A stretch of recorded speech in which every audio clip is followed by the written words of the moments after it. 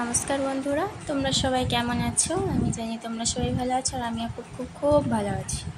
তো দেখো, আজ তো মঙ্গলবার, তো আজ লাঞ্চে হবে নিরামিষ আইটেম আজকে। তো আজ বানাবো আমি কুমড়ো শাক, টমেটো আলু পোস্ত, ঘি করলা ভাজা আর বানাবো মুগের ডাল।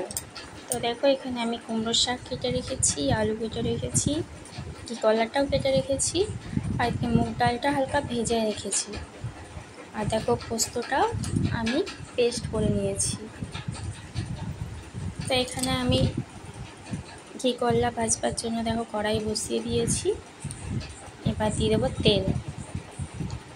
তো দেখো, তেল দিয়ে দিয়েছি কড়াইয়ে, তেলটা গরম হয়ে গেছে। এবার আমি ঘি করলাটা তেলের ওপর দিয়ে দেবো। ঘি করলাটা আমি ধুয়ে রেখেছিলাম আগে। তারপর দিয়ে দিচ্ছি 1/2 চামচ হলুদ আর 1/2 চামচ লবণ হলুদ দিয়ে আবার করলাটা নেড়ে নেব। নেড়ে নেওয়ার পর ঢাকা দিয়ে সিদ্ধ করে নেব। তো দেখো, এদিকে ঢাকা দিয়ে রেখেছিলাম, করলাটা প্রায় ভাজা হয়ে গেছে, বেশ কালার এসছে লাল লাল। তো ওপর থেকে একটু পোস্ত ছড়িয়ে দিলাম। পোস্ত ছড়িয়ে দিয়ে আমি করলাটা নামিয়ে নিয়েছি। দেখো, কড়াইয়ে তেল আছে, তো দিয়ে দিলাম একটু 5 ফোড়ন। আর এদিকে আমি ঝিঙে, আলু আর কুমড়ো শাকের ডাঁটাগুলো একটু ভেজে নেব। তো তার জন্য দেখো, এদিকে আমি কুমড়ো শাকের ডাঁটা, ঝিঙে, আলু দিয়ে দিয়েছি, ভেজে নিচ্ছি একটু। ভেজে নেওয়ার পর আমি এখানে দিয়ে দেব কুমড়ো শাক। তো কুমড়ো শাকটা এখানে দিয়ে দিলাম। কুমড়ো শাকটা আলাদা রেখেছিলাম দিয়ে। দেখো, শাকটা নরম হয়ে গেছে, শাক থেকে জল ছেড়ে এসছে। এবার আমি দিয়ে দেবো হলুদ আর লবণ। হলুদ আর লবণ দেওয়ার পর আবার আমি ভালো করে নেড়ে নেব। নেড়ে নেওয়ার পর আমি আলুটা, শাকটা একটু সিদ্ধ করে নেব।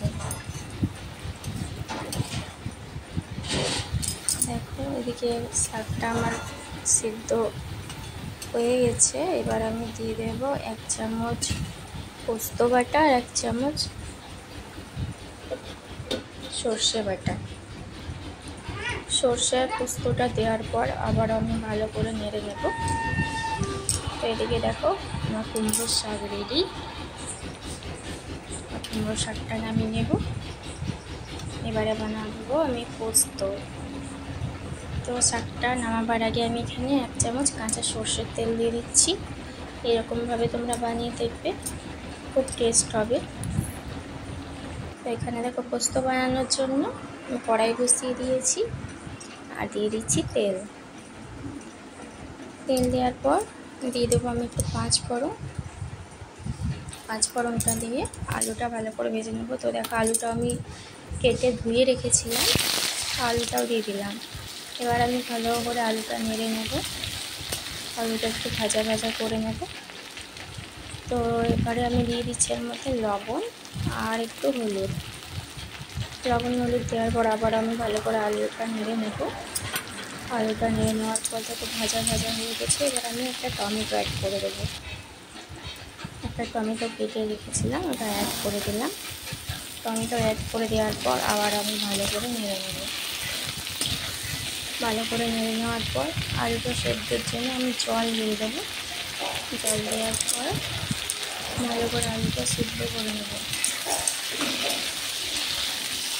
তারপর এদিকে তো আমার প্রায় আলুটাও আমার সেদ্ধ হয়ে এসে, টমেটোটাও গলে গেছে। এবার আমি পোস্ত বাটা দিয়ে নামিয়ে নেব। তো বন্ধুরা, তোমাদের যদি আমার এই রান্নার ভিডিওটা ভালো লেগে থাকে তো অবশ্যই লাইক কমেন্ট করে দিও। অবশ্যই সাবস্ক্রাইব করতে ভুলো না। সবাই ভালো থেকো, সুস্থ থেকো।